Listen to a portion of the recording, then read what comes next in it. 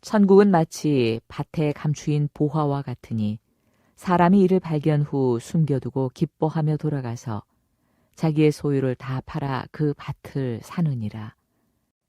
또 천국은 마치 좋은 진주를 구하는 장사와 같으니 극히 값진 진주 하나를 발견하매 가서 자기의 소유를 다 팔아 그 진주를 사느니라.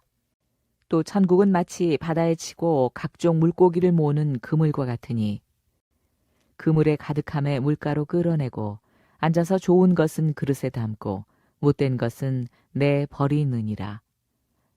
세상 끝에도 이러하리라. 천사들이 와서 의인 중에서 악인을 갈라내어 풀무불에 던져 넣으리니 거기서 울며 이를 갈리라. 할렐루야. 12월의 셋째 주 대림절 예배에 오신 여러분을 주님의 이름으로 사랑하고 축복합니다. 날씨가 매우 추워졌어요. 여러분 건강 항상 신경 쓰시고 특별히 아프신 분들이 빨리 치유되길 소망합니다. 이러한 마음으로 옆에 또 뒤에 분들 좀 인사할까요? 항상 강건하시길 소망합니다. 인사합시다. 항상 강건하시길 소망합니다. 우리가 또 코로나가 끝났다고 하지만 아직 끝나지 않았고 또 독감도 있고요. 항상 주 안에서 강건한 여러분 되시기를 간절히 소망합니다.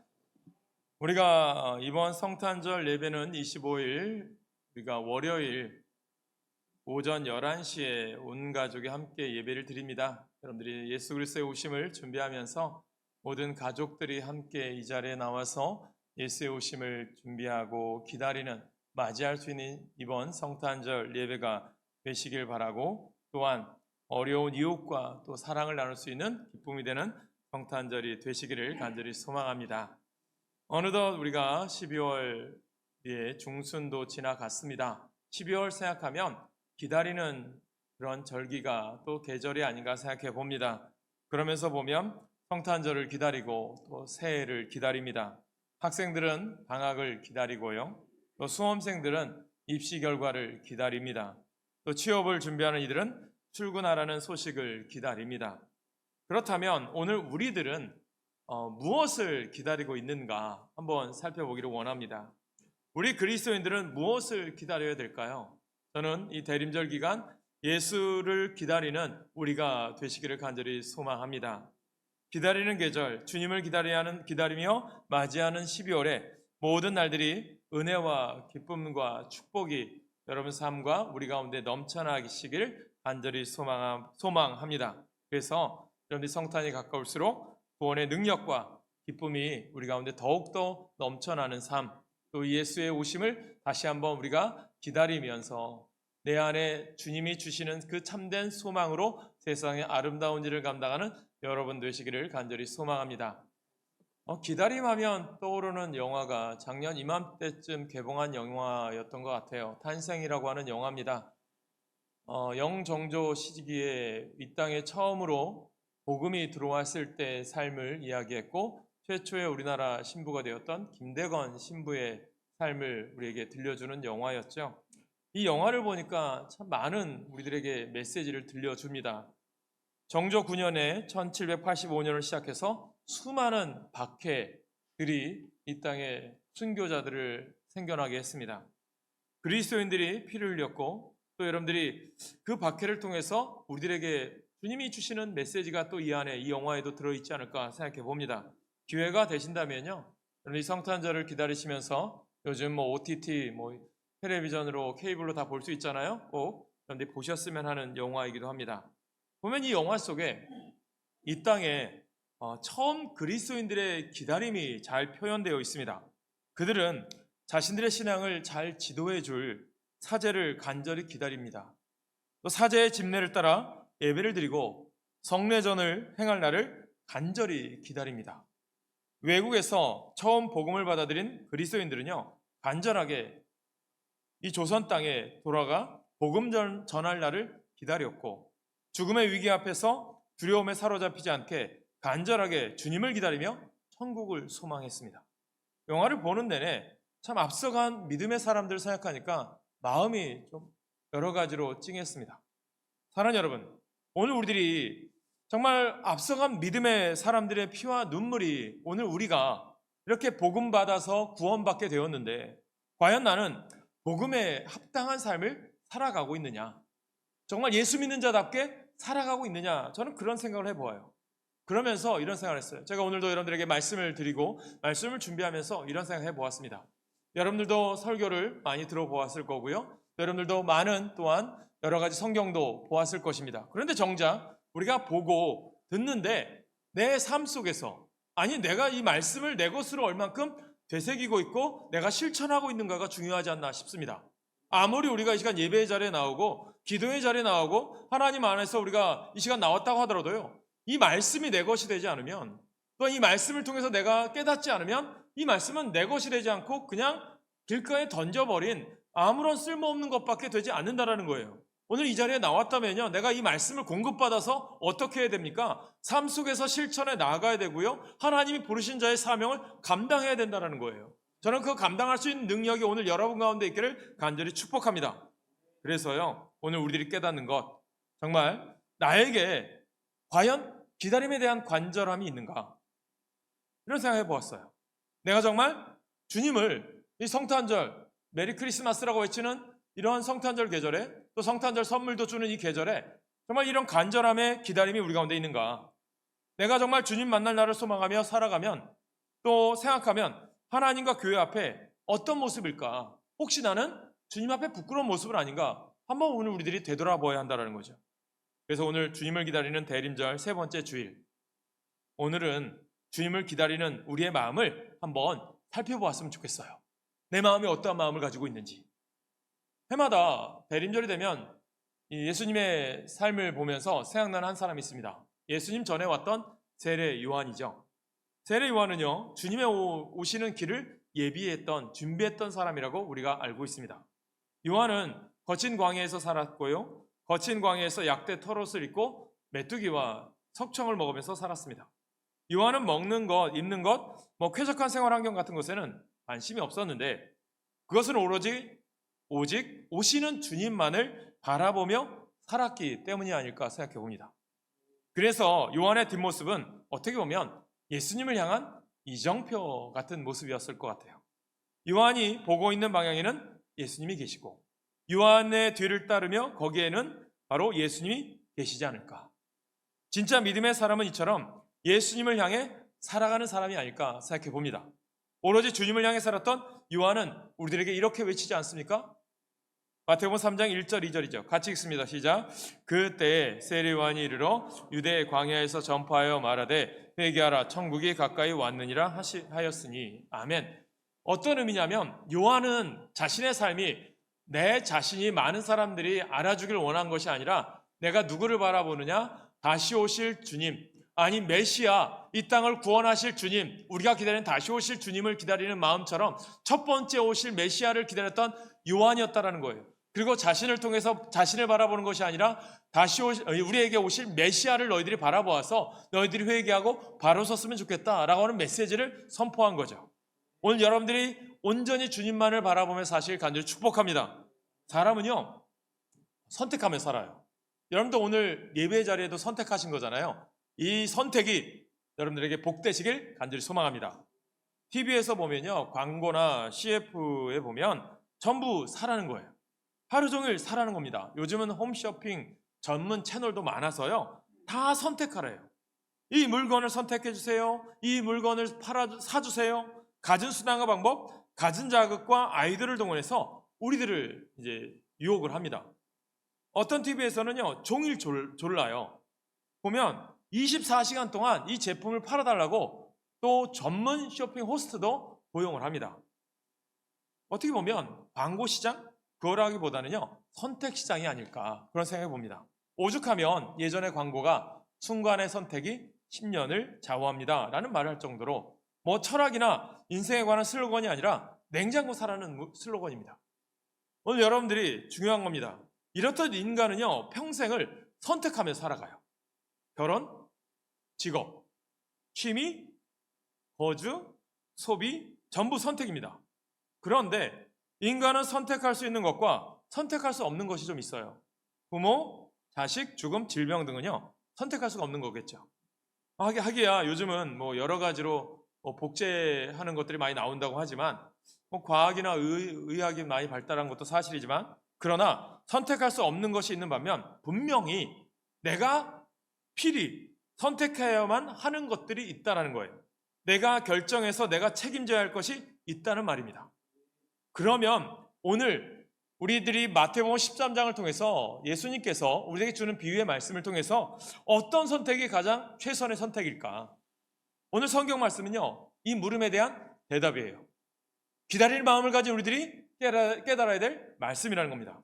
쉽게 얘기하면 그냥 이것을 문자 그대로 해석하면 안 돼요. 성경을 밭에서 일을 하는데 땅을 파다가 금괴 한 짝을 발견했는데 이것이 내 거 되고 싶은 거예요. 그러니까 어떻게 해요? 다시 감춰뒀어요. 그리고 그 땅을 있는 돈 없는 돈 다 모아서 샀어. 그리고 나서 이 땅이 내 거니까 내 보물이야 라고 발견했다. 이것이 아닙니다. 우리가 정확히 깨달으셔야 돼요. 이것은 선택의 문제라는 거예요. 오늘 보화를 발견한 것은 내가 가지고 있는 것보다 더 귀한 것을 발견했다는 뜻이고요. 이 보화를 발견하기 위해서 내가 내 것을 내려놓고 이것을 선택하기 위해서 무엇을 해야 되는지 우리에게 알려주는 메시지라는 거죠. 그러므로 오늘 우선순위, 깨달음, 회개, 고침, 변화의 시작은 바로 오늘 내가 무엇을 선택하느냐에 달려있다는 거예요. 그러면 오늘 부흥의 시작, 우리 교회가 잘 되길 원하고 여러분 삶이 잘 되길 원하고 복받기 원한다면 여러분의 삶의 선택이 바로 되시길 간절히 축복합니다. 그래서 첫 번째, 오늘 성경에 보니까 천국은 밭에 감추어 있는 보물과 같은데 보물을 얻기 위해서 해야 하는 것이 뭐냐? 회개라는 거예요. 그렇다면 회개란 무엇일까? 여러분 다 예수 믿으니까 회개했다라고 하는데 정작 여러분의 삶에 회개의 모습이 나타나느냐? 44절을 볼까요? 같이 읽습니다. 44절 시작. 천국은 마치 밭에 감추인 보화 같으니 사람이 이를 발견한 후 숨겨두고 기뻐하며 돌아가서 자기의 소유를 다 팔아 그 밭을 사느니라. 아멘. 요한은 회개하라 천국이 가까이 왔느니라라고 선포했잖아요. 예수님이 우리에게 오신 이유는요, 어떤 의미냐면 천국을 주시기 위해서죠. 구원인 거죠. 그리고 천국을 받아 누리는 방법은 어떤 의미냐? 회개가 우선순위가 되어야 된다는 거예요. 요한이 헤롯에게 잡히자 예수님의 선포도 요한의 뒤를 이어서 회개였습니다. 마태복음 4장 17절에 보면 이때부터 예수께서 비로소 전파하여 이르시되 회개하라 천국이 가까이 왔느니라 하시더라. 예수님께서 우리에게 오신 이유는 뭐냐면 천국을 주시기 위해서라는 거예요. 그리고 천국을 받아 누리는 방법은 회개가 먼저라는 거예요. 천국은 하늘에 있는 나라, 이걸 수 있겠죠. 문자 그대로. 그러나 원어로 좀 해석해 보자라는 거예요. 천국은 뭐냐 하면 헬라어 원어나 예수님이 했던 의미는 뭐냐? 오늘 여러분들이 말하는 내가 죽어서만 가는 나라, 하늘나라, 이것만이 아니라 내가 주님의 천국된 백성이 되기 위해서, 천국을 소유한 백성이 되기 위해서 어떻게 해야 되느냐? 주님이 원하는 것은 뭐냐면 내 인생은 내가 다스리는 것이 아니라 누가 다스려야 돼요? 하나님이 다스리는 삶. 이것이 천국의 삶인 거예요. 그러므로 여러분들 중요한 거는 오늘 교회 안에서 여러분들 삶이 천국된 삶을 누리시길 간절히 소망합니다. 옆분과 인사합시다. 우리 천국된 삶 누립시다. 인사합시다. 삶을 누리세요? 이거 부부가 사는 게 매일같이 지옥 같은 분이 계십니까? 그건 안 된다는 거예요. 천국의 삶을 누리시나. 천국의 삶이 뭐냐? 내 인생 내가 주관하는 게 아니라 하나님이 다스리는 거예요. 그래서 원어로 바질레아손 테오스예요. 하나님의 다스림, 하나님의 통치. 그것을 구원이라는 뜻으로 우리가 표현할 수 있는 거죠. 천국이라는 말 대신에요, 구원, 생명, 영생, 소망 등으로 바꿨어도요, 의미가 통합됩니다. 오히려 영생, 구원, 하나님 나라 등의 상징어를 두루두루 대입해서 묵상하는 것은요, 천국의 참된 의미를 이해하는 데 우리가 도움이 될 거예요. 그래서 오늘은 천국의 의미보다 천국을 받아 누리는 방법에 대해서 한번 우리가 생각해 보려고 하는 거예요. 천국을 얻는 방법이 곧 회개이고 주님의 오심을 준비하는 방법도 역시 회개라는 거예요. 우리가 회개함으로 준비하는 천국은 마치 밭에 감추인 보화와 같다라는 거예요. 오늘 본문을 보니까 44절에 여러분들 읽었지만 천국은 마치 밭에 감추인 보화 같으니 라는 말씀을 시작해서 사람이 이를 발견한 후 숨겨두고 기뻐하며 돌아가서 자기의 소유를 다 팔아 그 밭을 사느니라 라는 말씀 아닙니까? 어떤 사람이 밭에서 일을 하다가 보화를 발견한 거죠. 그가 보화를 발견한 곳은 어떤 특별한 곳이 아니었어요. 자기 땅도 아닌 것 같아요. 늘 가서 일하는 밭이었어요. 그래서 보화는 멀리 있는 것이 아니라 가까운 곳에 있다는 거예요. 우리가 늘 생각하고 일하고 돌보는 가까운 곳에 있었다라는 거예요. 우리는 귀하고 소중한 것은 멀리 있다라고 생각하기 쉽습니다. 그래서 인생을 걸고 보물을 얻으려고 애쓰는 경우가 있는 것 같아요. 예전에 소설책에 우리가 아는 것처럼 파랑새, 똑같은 내용 아닙니까? 오늘 중요한 내용은, 그래서 회개는 뭐냐면 내가 땅을 파는 인생이었어요. 그냥 내 먹고 살기로. 그런데 더 귀중한 것을 발견했어요. 가치가 더 중요한 거예요. 보화니까. 예수님의 비유잖아요. 그런데 그러면 이 보화를 내 것으로 만들기 위해서는 어떻게 해야 되느냐? 부자도 아니었어요. 가난한 사람이었어요. 이것을 내 것으로 만들려고 하다 보니까 내 것을 다 내려놓으라는 거예요. 기존에 붙잡고 있던 모든 것들, 세상 것들, 아니면 내가 가지고 있는 것들을 다 내려놓고 무엇을 선택하라는 거예요? 보화를 선택하라는 거예요. 그것이 뭐예요? 고친다는 거예요. 회개라는 거예요. 우리들이 예수 믿는다라는 것은, 주님 믿는다라는 것은 어떤 의미냐면 내가 과거의 모든 악습들, 주님이 원하지 않는 것들, 주님이 기뻐하지 않는 것들을 어떻게 하는 거예요? 버리는 거예요. 그리고 누구를 취하는 거예요? 예수를 취하는 거예요. 이것이 보화라는 거예요. 천국된 백성은 그렇게 산다는 거죠. 그래서 천국을 맞이하는 준비는요, 특별한 곳에서 특별한 방법으로 해야 하는 것이 아니라 우리가 매일 눕고 자고 일하는 곳에서, 모든 곳에서 주님이 나를 다스리는 거예요. 그리고 천국이 가까이 왔으니까 우리는 내 삶을, 내 인생을, 내 마음을 고치는 마음, 회개함으로 준비하자라는 거죠. 회개는 방향을 바꾸는 거예요. 뉘우침과 아울러 삶의 방향을 바꾸는 거예요. 회개는 하나님을 등지고 살았던 삶에서 하나님을 향하여 방향을 바꾸는 거예요. 회개는 또 나 중심적으로 살다가 내 생각. 그러니까 그런데 교회를 하잖아요. 우리가 2024년도 준비하잖아요. 남성교회도 그렇고 여성교회도 그렇고 속회도 그렇고 새롭게 여러분들이 주어질 거예요. 그러면 내 중심으로 생각하면 이 사람 좋고 저 사람 좋고 내 편한 사람 구하고 싶죠. 그러나 주일은 그거 아니에요. 뭡니까? 모두가 합력하여 선을 이루는 겁니다. 하나님 분명히 일을 하기 위해서 보내주신 거예요. 서로가 서로를 위해서 섬기며 사랑하며 베풀어야 된다는 거예요. 그게 주님이 우리들에게 주신 사명인 거죠. 우리들이 그런 삶을 살아갈 때 하나님의 나라가 확장되는 거죠. 내 중심적으로 살아가는 것이 아니라 누구 중심? 하나님 중심. 하나님 중심으로 바뀌는 것이 회개입니다. 그런데 회개하는 것이 뭡니까? 끝이 아니라 회개 삶으로 이어져요. 믿음은요, 믿음의 끝이 내가 믿음이 있습니다 라는 게 아니라 믿음 생활로 이어져야 돼요. 신앙이 있습니다. 신앙으로 있는 것이 아니라 신앙 생활로, 삶으로 증명해내시길 바랍니다. 그러니까 저분들이 믿음이 있다 없다 삶으로 보면 알 수 있어요.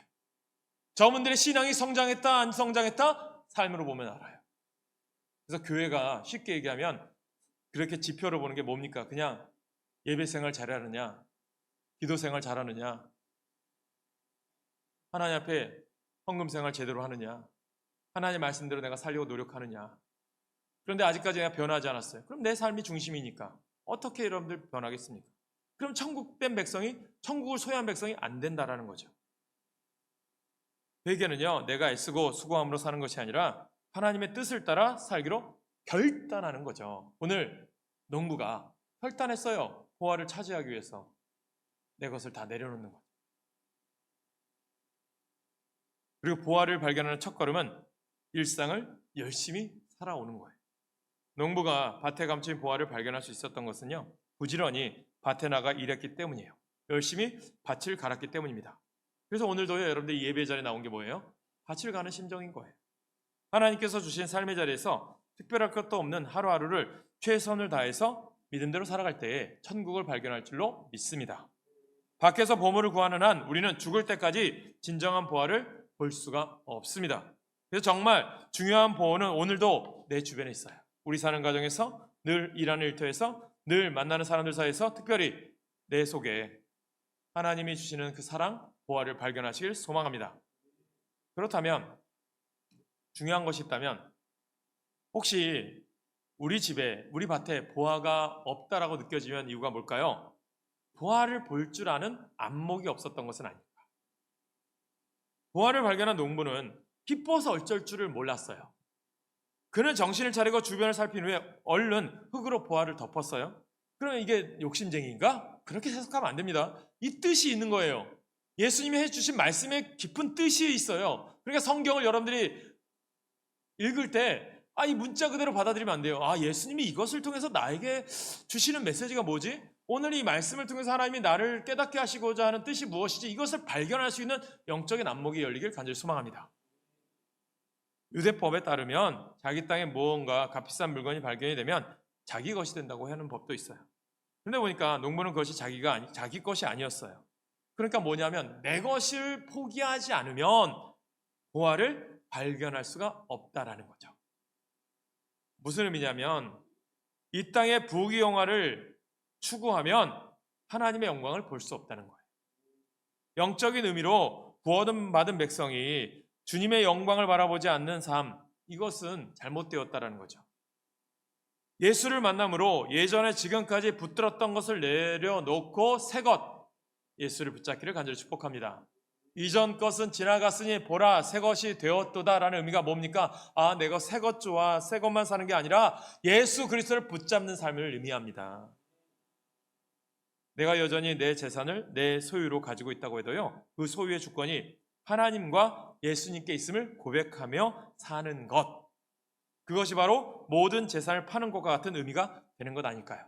결단할 수 있어요. 여러분, 그러니까 웨슬리 감리교회 창시자 웨슬리가 이런 얘기예요. 실질적인 얘기로 주머니가 회개하지 아니하면 참된 그리스도인이 아니다, 이런 말까지 했어요. 어떤 의미냐? 더 좋은 가치를 발견했는데 왜 우리가 세상 것에 목매어 사니? 베풀 줄 아는 삶을 살아가야 돼. 그것은요, 많고 적음의 차이가 아닐 것 같아요. 그게 익숙함인 것 같아요. 지금도 목회하는 신한 목사님 그런 얘기를 해요. 저주라고까지 이분이 표현하시더라고요. 받는 것에 익숙한 사람들. 왜냐하면 그것에 익숙해져 있기 때문에. 그런데 그런 분들이 있대요. 이 목사님도 정말 베푸는 걸 좋아해요. 특별히 성탄절 시즌이 오면 비전교회 목사님들을 모아놓고 대접을 해요. 본인이 밥도 사주고 식사도 대접하고, 비전교회 목사님들 자녀들이 다 있을 거 아닙니까? 그러면 어렵죠. 비전교회가 얼마나 없습니까? 우리 지방에도 보면 친한 후배도 정말 힘들게 목회하고 있어요. 자녀들이 있는 가정은 더하죠.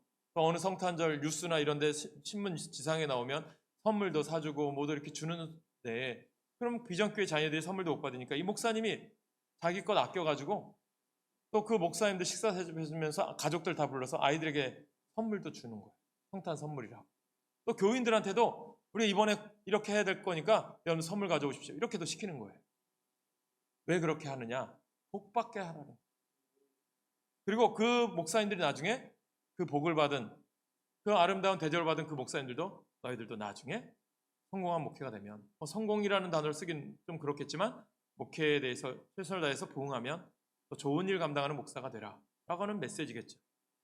여러분, 우리 교회가 성탄절에 헌금을 드리죠. 여러분들에게 헌금 봉투 주보에 넣어드렸는데 어떤 분들은 헌금을 자주 하라는 의미냐? 아니에요. 여러분들 하나님의 감사함으로 드리는 거고 누구에게 주는 것도 아니에요. 헌금은요, 목사에게 주는 것도 아니고요, 재무위원들한테 주는 것도 아니고요, 하나님께 드리는 겁니다. 이것을 우리가 여러분들이 명심하셔야 돼요. 이것을 우리가 깨달으셔야 됩니다. 내가 어떤 교회는 그래요? 내가 헌금했으니까 목사님 먹고 사는 거 아니에요? 이렇게 하는 분들도 있어요. 하나님이 기뻐하실까요? 하나님께 드리는 거지. 목사는 누가 먹게 살게 하는 거예요? 여러분들이 하나님께 드린 거 갖고 먹고 살고는 거예요. 그게 여러분 참된 모습 아닐까요? 우리가 성탄절에 여러분들이 헌금해요. 그럼 어떻게 하느냐? 우리가 매년, 우리 교회도 녹록치 않아요. 그런데 어려운 교회와 정말 월세 힘들어하는 교회가 있어요. 그 교회 도와요. 그리고 우리 아이들 1월 첫째 주에 졸업하는 아이들에게 적게나마 도서비 쪽으로 장학금을 줘요. 그래서 여러분들이 복 받으라는 거예요. 더 많이 복 받고 더 많이 드려요. 그래서 우리 교회가 이 지역에 더 좋은 일을 많이 했으면 좋겠어요. 저는 그런 복이 여러분들 가운데 있기를 간절히 축복합니다. 할렐루야. 이런 얘기하면 아멘 안 하시죠? 그죠? 아멘 하는 분에게 하나님이 복 주십니다. 저는 그걸 믿어요. 그런 분들을 전 보아왔고, 사랑하는 여러분, 두 번째로 우리가 깨닫는 게 그거죠. 보화를 볼 줄 아는 안목이 열려야 된다는 거예요. 오늘은 천국의 의미, 무엇입니까?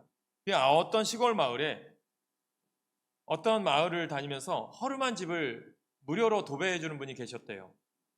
예전에 보면 시골집에 종이들이 귀했잖아요. 그래서 신문지나 뭐 쓸모없는 종이들을 갖다 도배를 해놓은 거죠.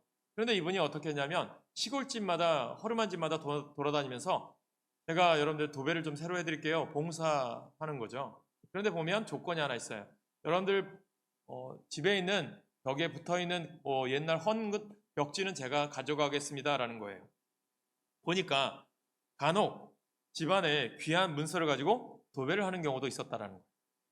도배는 수단이었고 귀한 문서를 수집하러 다니는 일이 그분의 일이었다라는 거예요. 시골 구석구석 다니며 좋은 도배지로 도배를 해준다고 돈은 받지 않고 다만 뜯어낸 종이를 가지고 가겠다고 하면 대개 그렇게 하라는 거죠.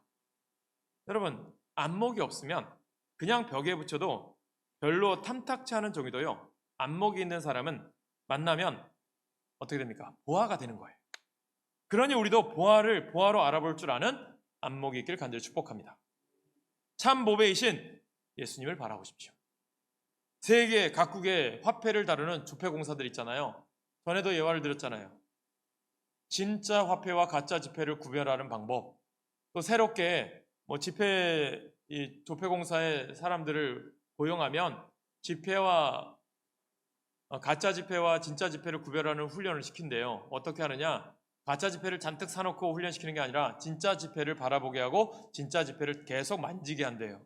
그리고 나서 마지막 테스트로 진짜 지폐 안에다가 한두 장 정도 가짜 지폐를 끼워 넣는데요. 그러면 열심히 진짜 지폐를 잘 구별할 줄 알고 만져본 사람들은 가짜 지폐를 손만 만져도 구별해낼 수 있대요. 무엇입니까? 우리도 가짜에 속지 않기 위해서는요, 진짜에 익숙해야 된다. 오늘도 여전히 우리 가운데 함께 하시는, 우리와 동행하시길 원하시는 주님을 만나시길 간절히 소망합니다. 이 땅에 기독교가 1200만이었었어요. 근데 지금은 860만 정도 된다고 해요. 그보다 더 데이터는 줄었을 수도 있어요. 내년도 한국교회 트렌드 2024에 보면 한 해제가 뭐냐면 이단이에요, 이단. 여러분들 이단이 얼마나 많은 줄 아세요? 기독교인들이 줄은 거잖아요. 1200만에서. 왜 줄었느냐? 그들이 다 어디로 갔느냐? 무신론자가 되었느냐? 이단들에게 다 유혹됐대요. 신천지 한 3, 40만 명 되고요. 통일교도 그 정도 되고요. JMS, 우리가 아는 많은 종교들, 하나님의 종교, 저 가평에 가면요, 무슨 왕국처럼 만들어놨어요. 궁전처럼 만들어놨어요. 또 신천지도 통일교가 그렇게 만들어놓으니까 자기네도 그렇게 만든다고 또 만들어놨어요. 참 안타까운 시대에 살아가요. 그런데 왜 그렇게 되었을까? 진짜를 만나지 못하면 유혹에 넘어갑니다. 우리도 진짜를 찾기 위해서는요, 늘 예수님을 향해야 합니다. 주님을 보고 또 보고 주님을 생각하고 또 생각해야 가짜가 끼어들어도 미혹되지 않을 수 있습니다. 그래서 우리가 세 번째 여러분들이 들고 싶은 말씀은 인생의 가장 소중한 보화는 천국, 하나님 나라예요. 우리가 소망하는 천국은 죽어서만 가는 저 세상이 아니라 오늘 우리들이 살아가는 이 삶 속에서 천국을 살아가시길 간절히 소망합니다. 천국을 살아가기 위해서 우리가 베푸는 거예요. 나누는 거예요.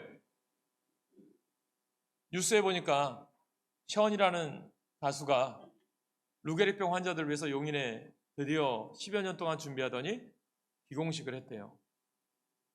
그런 뉴스가 들으니까 참 너무나도 감사하죠. 그런데 어떤 가수는 마약에 중독되었다가 징역살이 날고서 풀려났더니 기껏해야 또 외국까지 나가서 파티 벌이고 난리치는 모습.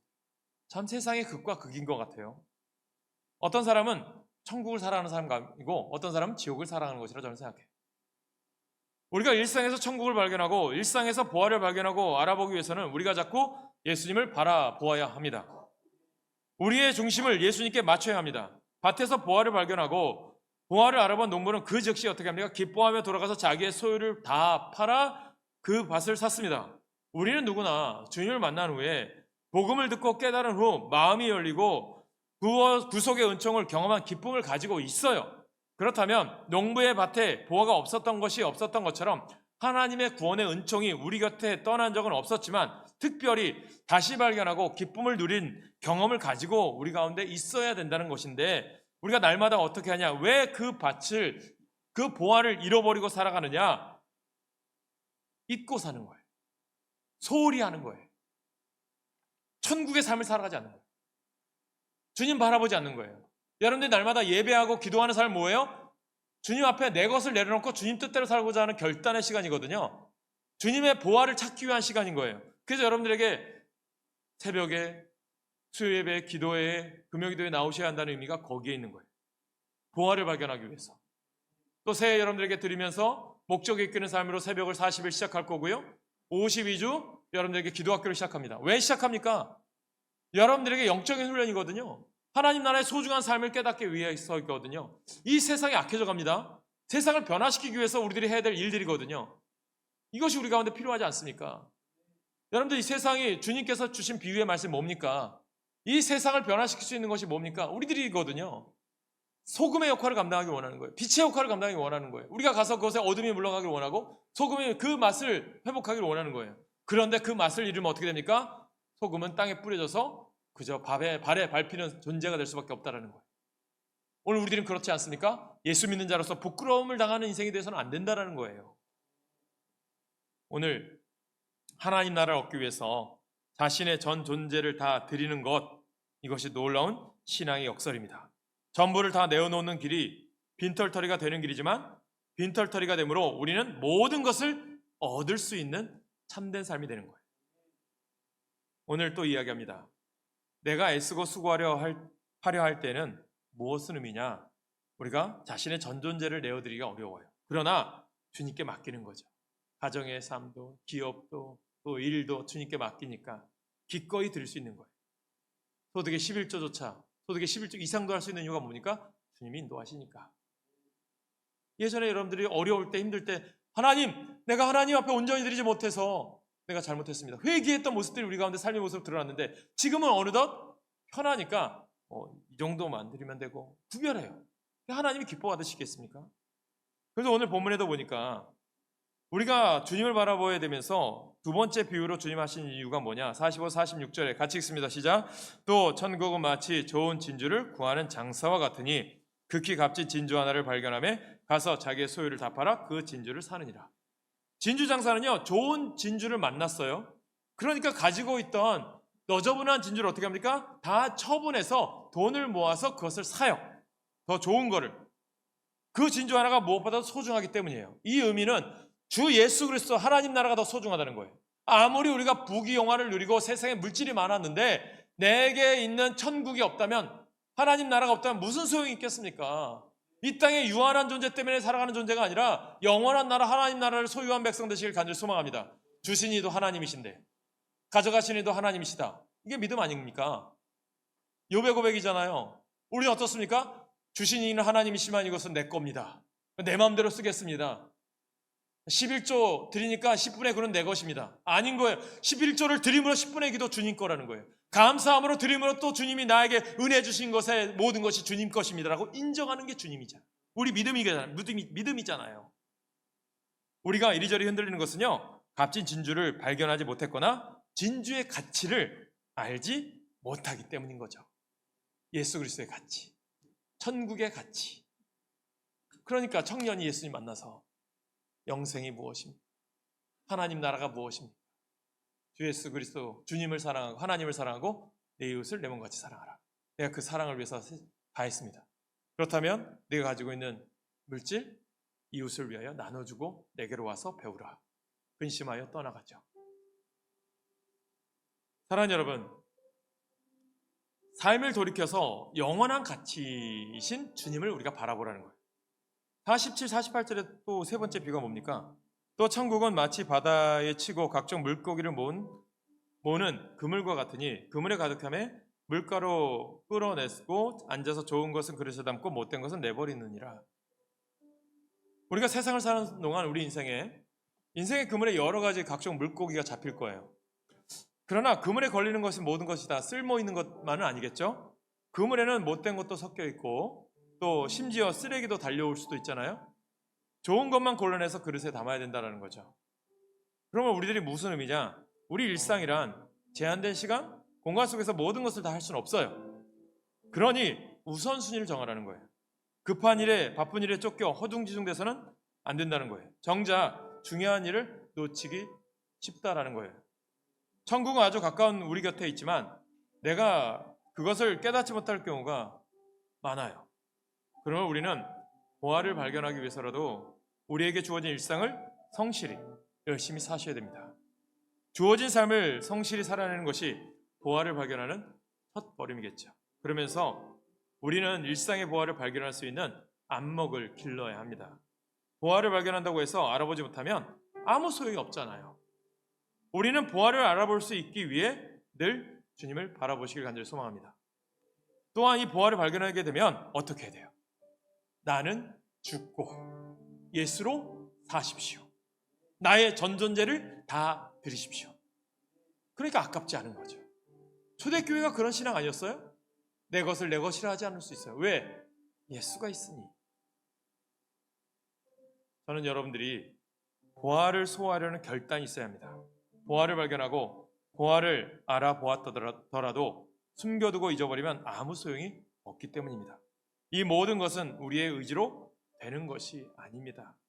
사랑하는 성도 여러분, 말씀을 맺습니다. 여러분은 어느 날 내 노력과 의지와 상관없이 불현듯 보화와 같은 천국을 발견하셨습니까? 하나님의 아들이시오 구세주시오 하나님의 비밀인 예수 그리스도를 언제 발견하셨습니까? 또한 그가 전해주는 달고 오묘한 천국 복음을 발견하며 사십니까? 그리고 그가 세상 마지막 날 완성할 아름다운 영원한 천국 하나님 나라를 발견하고 살고 계십니까? 발견했다면 여러분은 복된 자녀예요. 발견한 삶을 사십시오. 여러분 그 천국을 발견하고 천국의 기쁨을 맛보며 사시기 바랍니다. 이 세상이 주는 기쁨, 육체가 주는 기쁨보다도 천국이 주는 기쁨이 진정한 기쁨이요 영원한 기쁨이라는 것입니다. 그 체험하시며 사십시오. 그렇다면 어떻게 하셔야겠습니까? 오늘 내 모습이 이제 내가 사는 것은 나를 사랑하사 나를 위하여 십자가에 죽으신 그리스도를 믿는 믿음 안에서 사는 것이라. 이것이 우리의 믿음이어야 돼. 여러분들은 그 믿음으로 고백했다면 천국 백성입니다. 축하드립니다. 하나님 나라의 부자입니다. 오늘 여러분들 하나님 나라의 부자가 되시길 소망합니다.